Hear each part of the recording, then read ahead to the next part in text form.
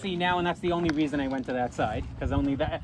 By the way, if in Tel Gat itself, there's barely anything to see. In the excavations, they found loads of things, but you can barely see them. You can barely see them in reality, and there's no national park there keeping it up, at least at the moment.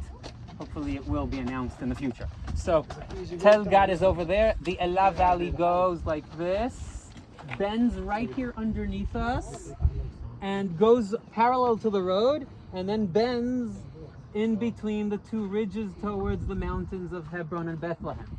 So it has, right in the map, it has all these loops. So that's exactly how it goes, looping around and twisting around. So that's the Elah Valley below us. Let's try to locate the different sites. So just below us, you can see the parking lot where we just met the bus, just off the road. With the white path, follow the white path to the left, and then it kind of disappears. Where it disappears behind the trees, just go up the hill to the right. Go up, and you'll notice the third hill is the one that has the least amount of trees. And if you look carefully, you'll notice there's a ring around the top. You can see a path going directly up to the top from this direction, and there's like a ring of the ancient fortification. That's Chervet Kayafa. To the left, you see the new construction of Ramat Beit Shemesh. So this neighborhood was supposed to continue and cover all the ridge in front of you. It was stopped by the announcement of the national park to save this. We go down to the hidden valley. The Elah Valley is hidden, and then if you go to the next ridge, you can count a very forested hill, less and less and less. The fourth one, the less of them all with trees, is Tel Sofa. I think the one sitting in the back, and it's a little hard to see because of the branches of the tree above us, but you can see the road from here with a bend. And just to the right of the bend, you can see the hill. That's the barren of them all. That's Tel Socho. So that takes me quickly to 1 Samuel 17 and to our story. Oops. You see the bookmark was almost in the right spot. Apparently, it's doing its job. Okay. Jesse, Yishai, David's father, sends David to the base, to the army base. Why? Because in those days, there was no supply. Which means every family sent food to their children that are in the army, and the three oldest brothers of David are fighting in Saul's army, so he goes to bring them some food. Of course, he was the little brother that no one liked, so one of the brothers sees him. What are you doing here? Where do you leave behind all your sheep, because you're the shepherd? Why did you come here? You're a bad boy that wants to see the war. Go back home. And he says, I didn't do anything wrong. But as he's already there, he suddenly hears a siren and a commotion, and a huge man, 6 cubits and a pinky in height. A cubit is this? 3 meters. 3 meters, and in just a little bit, 3 meters high or so, arrives clad in armor with this huge spear and a person carrying a shield walking in front of them. This is a tank. Walking 7 kilo helmet. Walking down, yes. And screaming. Where does this take place? So let's read it quickly. And we actually get to, it's really the beginning of the story in 1 Samuel 17. We are told that the Philistines arrive in Socho, that is nearby Judah, which means there's a Socho somewhere else, and don't worry, there is. And then they camp between Socho and between Azika be'efes damim. Efes damim can be understood in 2 different ways. One, as with no bloodshed, which means no one tried to stop them, or it's actually a name of a place that's in between the two. Doesn't matter. It means where are the Philistines? Between Azekah and Socho. That's where their camp is located, along the southern part of the Elah Valley. And the Philistines are on this side of the valley, and the Israelites are on the other side of the valley. And we can easily see it from here, how there are 2 ridges, one where Chervet Kayafa is and the other where Tel Socho is. So I'm back to the story, and Goliath stands and curses aloud and says to the Israelites, decide, choose one of your people to fight me. Why should we fight the whole nation against the whole nation? It's just much easier, one by one. Whoever wins, he takes everything. We will be his servant. And of course, when he says, choose one, who is he referring to? The leader. Should be the leader. Who's the leader? Shaul, the King Saul. And the King Saul, of course, is kind of afraid to take that step ahead. And then Saul says, whoever wins, I will give him my daughter as a wife. And suddenly this young guy, David, says, how do you let him curse our nation and our God in such a way?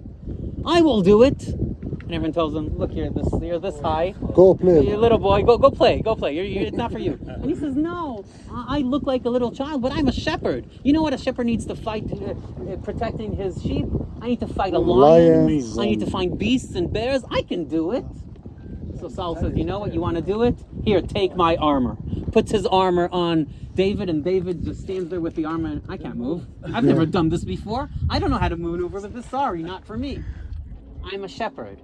And then he walks down to the valley, and as he walks down, he collects 5 little stones from the valley and puts them in his pouch.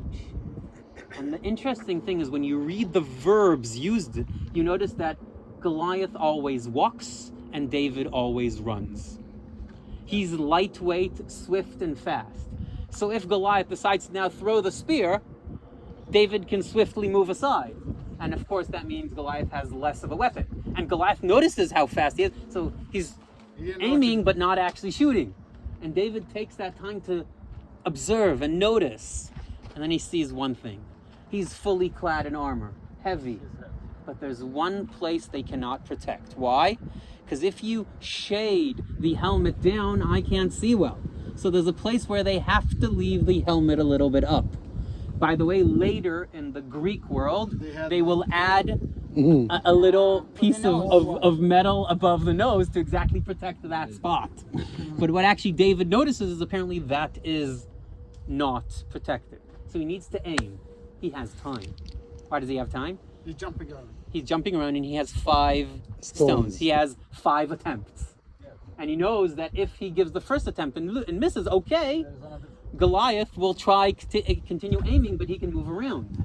And then, as always in the good stories, in the first attempt, he managed to hit him directly in the forehead. And if you read the Bible, there's something really cool, because it says that the stone sunk into his forehead, which means bore straight into it and shocked him. He's not dead. He's not dead. But shocked him. And now he drops, and David runs, takes the sword of Goliath, and cuts Goliath's head, and then the people see that. And on one side of the mountain, everyone's roaring, and on the other side, everyone's running away. So that is the moment. David later on will be accused of all sorts of things, but at this moment he becomes a man that everyone is praising and singing for. And on these benches, they added a few more of the verses. On this bench, right behind you, the verse mentioning, right over there, on the back side of it, you have the verse of the women chanting in favor of David that killed the 10,000s and Saul that killed the thousands. And Saul was quite upset and humiliated. Hey, they gave David the big number and me the smaller one. Of course, for good reason. But as the king, he didn't like this one bit. And that's where David and Saul start the rift in between them and they will not be very, very good with each other. But in this spot, you can see that. You can see the war happening. You can sit at the top of the hill in a great cool breeze and actually enjoy it. So Tel Azika has exactly 2 trees at the top, and you can easily notice them from afar. This one and that one, and you see the poor couple that we caught the good shade, so they had to stand in the sun. But many times you arrive here, and this place is going to be packed with groups. Really? Packed with school groups, with tourists, full bus loads of people that come here. Till a few years ago, the National Parks Authority was able to the Chevra L'Haganat Hateva, the Preservation of Nature Reserves company, actually managed to stop it. Most of the tourism buses will stop right there in the middle of the road where the Elav Valley passes. It's illegal to stop there, but they stopped.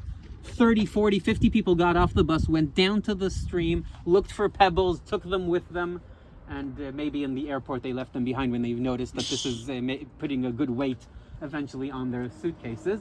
But that's of course something that you might see happening, and because they managed to stop this, everyone comes up here.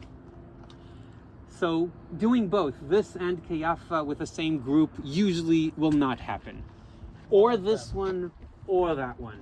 Here there's a lot less to see archaeologically, but a good view, and you can tell the story and see Gat. There's a lot to see archaeologically, which means you can already understand what type of group will go to that one. understanding the bus can make it up and not as we walked. And a driver that's willing to scratch his whole bus, the whole side, You have to and then to Lauren prove will the tell you how much it sharim, the costs two sharim. to fix it.